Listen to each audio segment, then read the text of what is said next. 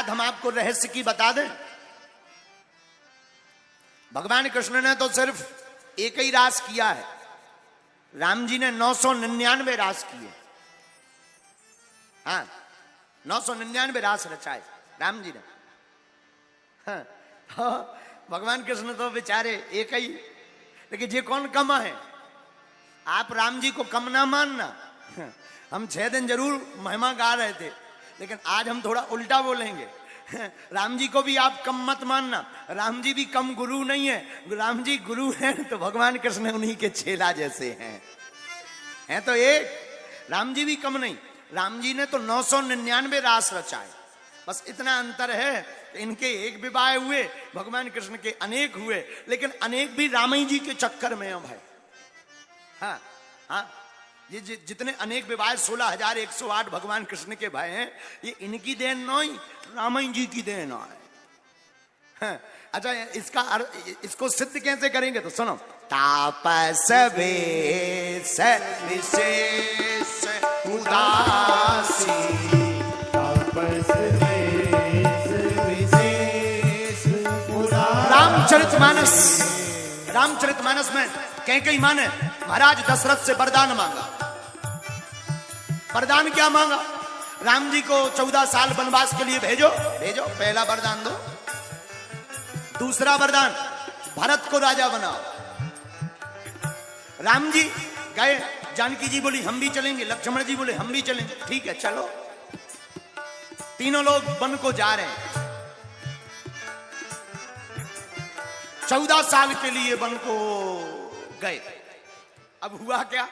अब देखना भगवान कृष्ण पर कैसी कृपा है राम जी की। वन में गए, चित्रकूट पहुंचे।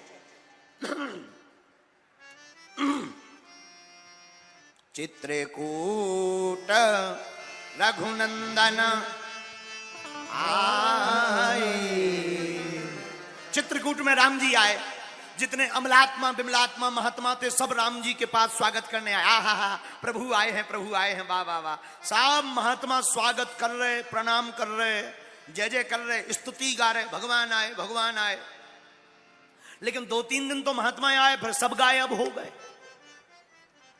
भगवान ने लक्ष्मण जी से पूछा, लक्ष्मण जी महात्मा कहां एब्सेंट हो गए, कहां गायब हो गए, कहां गए?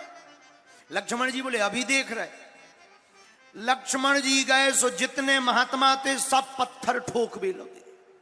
पत्थर, बड़ी बड़ी सिलाएं लें और कीला से पत्थर ठोकें। वापस आए लक्ष्मण जी। राम जी बोले कि क्या हुआ लक्ष्मण जी, महात्मा कहां गए? लक्ष्मण जी बोले महात्मा हैं तो वन में, लेकिन बंध में नहीं आ। बोले काहे में?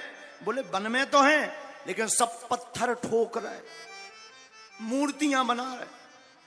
राम जी बोले ये क्या लफड़ा है? बोले लक्ष्मण जी बोले हमें पता नहीं है, आप ही पूछो, चलो। महात्माओं ने अपने अपने आश्रम के बाहर बड़े बड़े पत्थरों की मूर्तियां बनाकर रख ली। छोटे छोटे गोल मटोल पत्थर रख लिए, सफेद, बड़े, लंबे, मोटे, पतले। राम जी महात्माओं के पास पहुंचे। बोले महात्माओं ये पत्थरों का काम क्या है? महात्मा बोले सरकार आप ठीक आए वन में। बोले क्यों? बोले एक कृपा। बोले क्या कृपा? महात्मा बोले महाराज हमने सुनी कि आप जिस पत्थर के ऊपर अपना पैर रख देते हो वो नारी बन जाता है, लुगाई बन जा।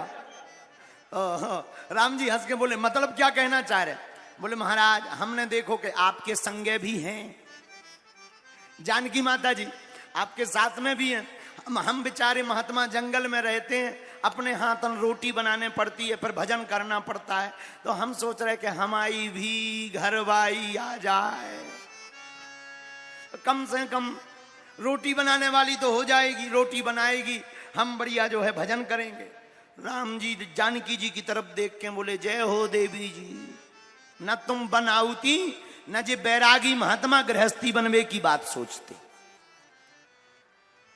अब कोई बात नहीं, राम जी ने समझाया ऐसा नहीं है, बड़ा दुख होता है, गृहस्थ में बड़े झंझट हैं, आप ना पढ़ो। महात्मा मान गए, लेकिन पूर्णतया नहीं माने। तो लोगों का मानना है कि जानकी जी का हरण रावण ने किया, हमारा मानना है कि राम जी ने ही जानकी जी का हरण जानबूझकर कराया। जब रावण ने जानकी जी का हरण कर लिया, राम जी ने करवा दिया, तब राम जी जानकी जी के वियोग में रो रहे। एहा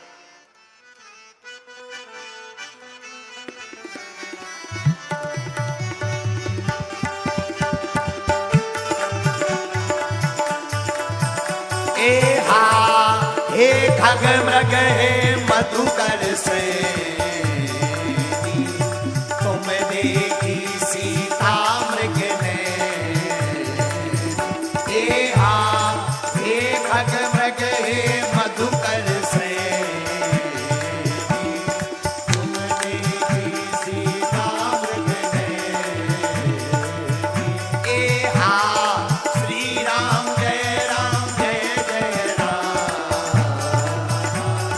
श्री राम जय राम जय जय राम। ओ श्री राम जय राम जय जय राम।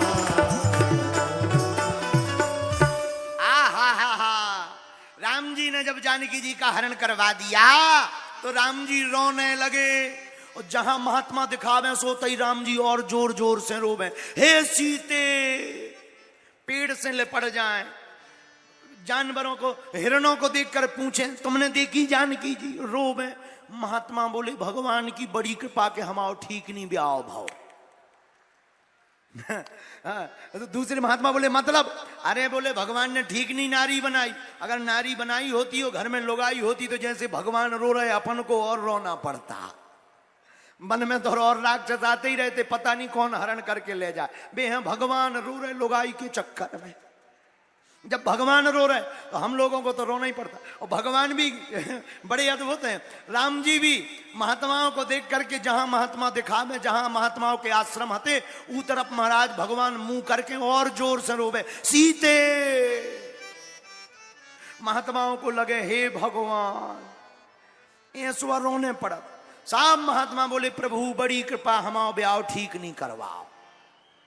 लेकिन आगे चले तो कुछ और महात्मा आए, प्रभु हम आपके रूप को देख करके मोहित हो गए। आहा, धन्य है आपका रूप और आपकी सुंदरता। सरकार हम आपके रूप को देखकर मोहित हो गए, आप हमको स्वीकार करो। आहा, मिथिला में भी कुछ मिथिला की रानियां मिली जो भगवान के रूप को देखकर मोहित हुई, और वो कहने लगी सरकार हमें भी स्वीकार करो। राम जी बोले देवी अभी तो हम राम अवतार में हैं, इसलिए एक पत्नी व्रतधारी रहेंगे, लेकिन द्वापर में कृष्ण अवतार लेकर आएंगे तब अनेक पत्नी व्रत धारण कर लेंगे। तो जो ये 16,108 विवाह हैं भगवान कृष्ण के, इनकी देन भी रामायण जी की है।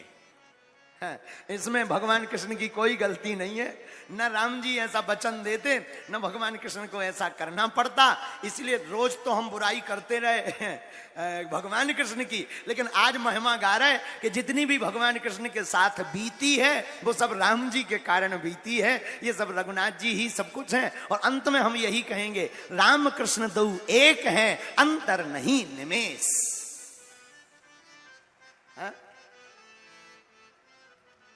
राम और कृष्ण दोनों एक हैं। इसलिए आओ आज के इसी भाव को मानकर, आप लोग मन में ये भाव मत रखना कि कृष्ण छोटे हैं राम बड़े हैं, या राम जी थोड़ा पावरफुल हैं कृष्ण कम पावरफुल हैं।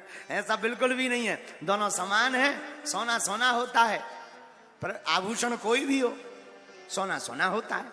उसी प्रकार राम जी और कृष्ण जी दोनों एक हैं।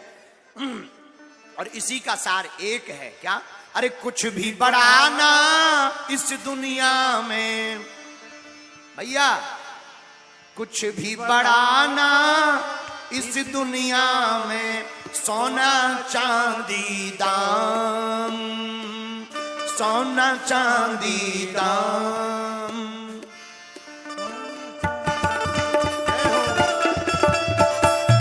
दोनों हाथ उठा कर